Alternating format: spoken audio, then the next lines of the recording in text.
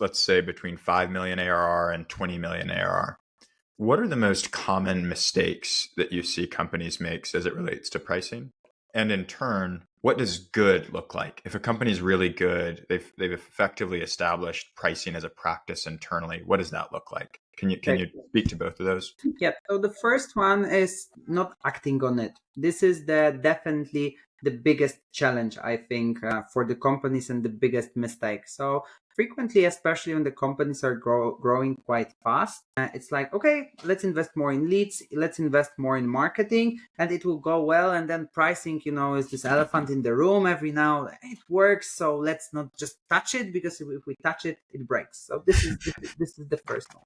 Then the second one is using a price decrease. So it's like new entrant is coming on the market. We did like new marketing campaigns, or we've been using the same sales tactics. And then it means it's a fault of the price. Let's decrease the price, right? Because if it's a fault of the price, most likely the price is too high. So the second one is blaming everything on the price, and then just decreasing the prices by and not checking if anything else didn't break. Right, so this is the second one. Of course, as a consultant, I go with free. So the third one is not actively working on the discount. So we sell someone, or grandfathering discount. We sell something on that price, and then we just forget about it. Let's focus on the new logos. So those are the three biggest mistakes that I have seen on the market so far. And when it comes to the best practices, so I'm trying to be very operational with our companies, and very, very down to earth, right? So,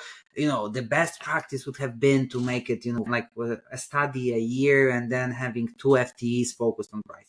Yeah, well, of course, it would be amazing. Nevertheless, there's something that can be actually applied.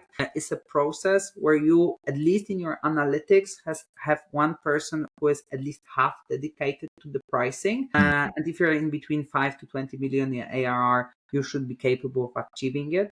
To have someone who is analyzing your pricing, and this is one of this person's duty. Number one.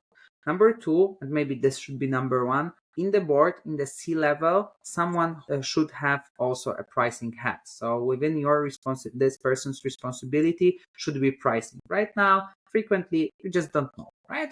Pricing, it's just a discussion in the team. No, someone should be responsible. So this is roles. Then we have what to do, right? What you can really, really apply is, at least on the quarterly level, make a discounting discussion. Right? So see how many companies are discounted and why they are discounted. And then every half of the year, you should have, or I would encourage you to have, the price optimization discussion. So you should put in your whatever you have, whatever process you are following, monthly board meetings, whatever you are using, just put on the agenda price optimization discussion, right? So the person who is responsible for that presents the status quo, presents his or her recommendations, and then you as a board, or people, extensive board, you name it, but you have within the group of decision makers a discussion. And I have a fourth one, which is a bonus. It's